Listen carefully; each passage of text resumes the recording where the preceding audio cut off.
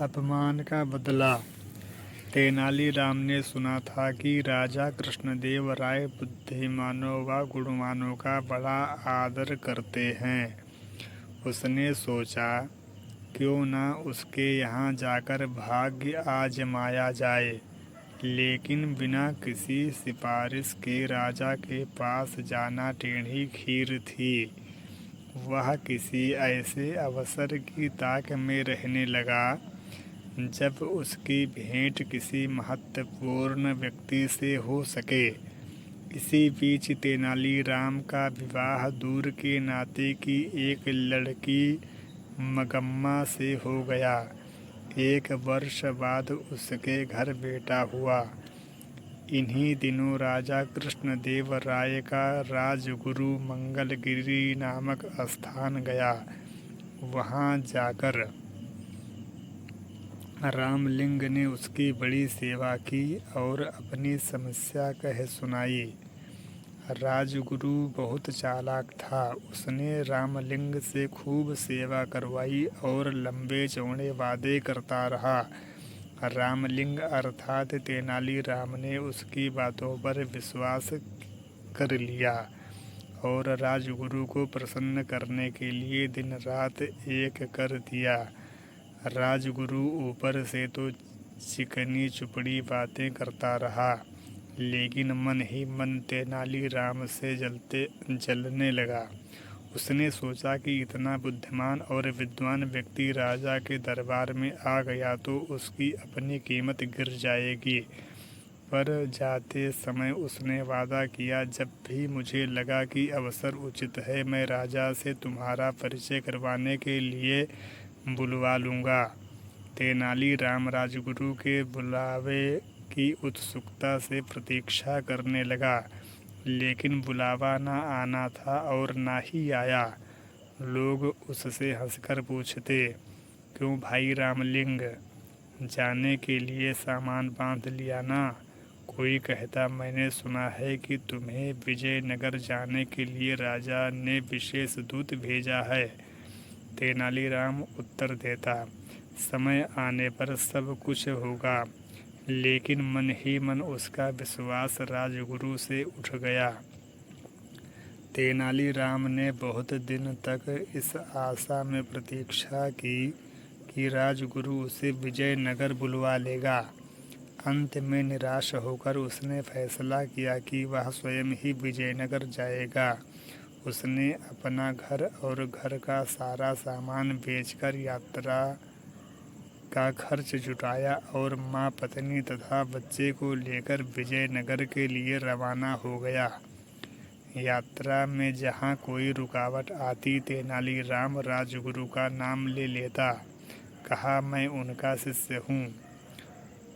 उसने माँ से कहा, देखा, जहाँ राजगुरु का नाम लिया मुश्किल हल हो गई।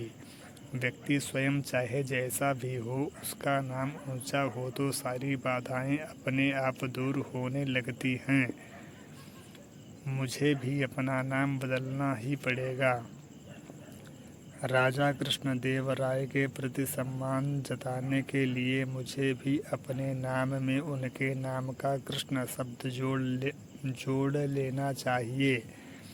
आज से मेरा नाम रामलिंग की जगह रामकृष्ण हुआ। बेटा, मेरे लिए तो दोनों नाम बराबर हैं। मैं तो अब भी तुझे राम पुकारती हूँ, आगे भी यही पुकारूंगी। माँ बोली। कोड़वी नामक स्थान पर तेनालीराम की भेंट वहाँ के राज्य प्रमुख से हुई, जो विजयनगर के प्रधानमंत्री का संबंधी था। उसने बताया कि महाराज बहुत गुणवान, विद्वान और उदार हैं, लेकिन उन्हें कभी कभी जब क्रोध आता है तो देखते ही देखते सिर धड़ से अलग कर दिए जाते हैं। जब तक मनुष्य खतरा मोल न ले, वह सफल नहीं हो सकता। मैं अपना सिर बचा सकता हूँ। तेनालीराम के स्वर में आत्मविश्वास था। राज्य प्रमुख ने उसे यह भी बताया कि प्रधानमंत्री भी गुणी व्यक्ति का आदर करते हैं, पर ऐसे लोगों के लिए उनके यहाँ स्थान नहीं है जो अपनी सहायता अपने आप नहीं कर सकते। 4 महीने की लंबी यात्रा के बाद तेनालीराम अपने परिवार के साथ विजयनगर पहुंचा। वहां की चमक दमक देख कर तो वह दंग ही रह गया। चौड़ी चौड़ी सड़कें, भीड़ भाड़, हाथी घोड़े, सजी हुई दुकानें और शानदार इमारतें, यह सब उसके लिए नई चीज़ें थी। उसने कुछ दिन ठहरने के लिए वहाँ एक परिवार से प्रार्थना की। वहाँ अपनी माँ, पत्नी और बच्चे को छोड़कर वह राजगुरु के यहाँ पहुँचा। वहाँ तो भीड़ का ठिकाना ही नहीं था। राजमहल के बड़े से बड़े कर्मचारी से लेकर रसोइया तक वहाँ जमा थे। नौकर चाकर भी कुछ कम न थे।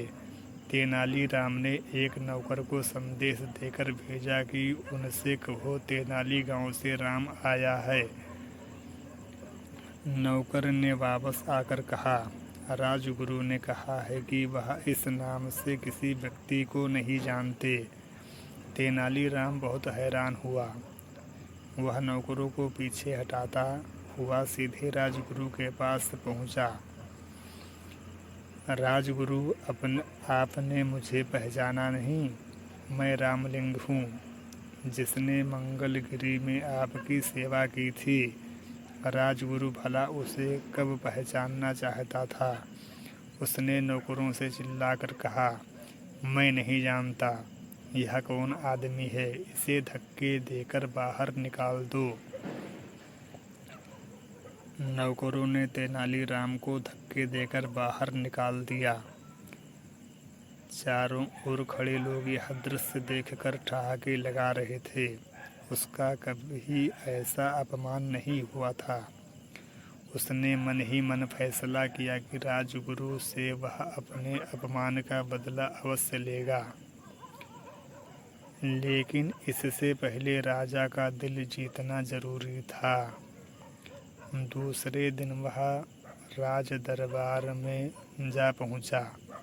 उसने देखा कि वहाँ जोरों का वाद विवाद हो रहा है। संसार क्या है, जीवन क्या है, ऐसी बड़ी बड़ी बातों पर बहस हो रही थी।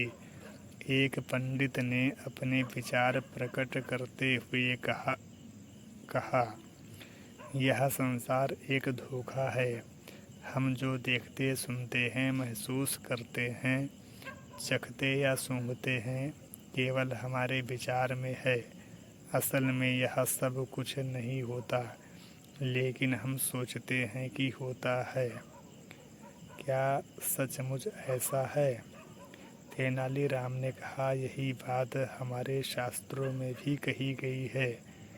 पंडित जी ने थोड़ी ऐंठ दिखाते हुए हैरान होकर पूछा और सब लोग चुप बैठे। शास्त्रों ने जो कहा वह झूठ कैसे हो सकता है? लेकिन तेनालीराम शास्त्रों से अधिक अपनी बुद्धि पर विश्वास करता था। उसने वहाँ बैठे सभी लोगों से कहा, यदि ऐसी बात है तो हम क्यों न पंडित जी के इस विचार की सच्चाई जांच लें। हमारे उदार महाराज की ओर से आज दावत दी जा रही है। उसे हम जी भरकर खाएंगे। पंडित जी से प्रार्थना है कि वह बैठे रहें और सोचें कि वह भी खा रहे हैं।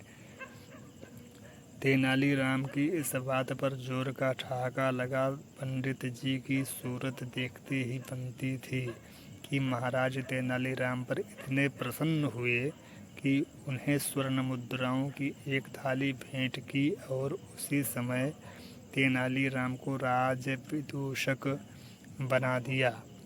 सब लोगों ने तालियां बजाकर महाराज की इस घोषणा का स्वागत किया। उनमें राजगुरु भी था।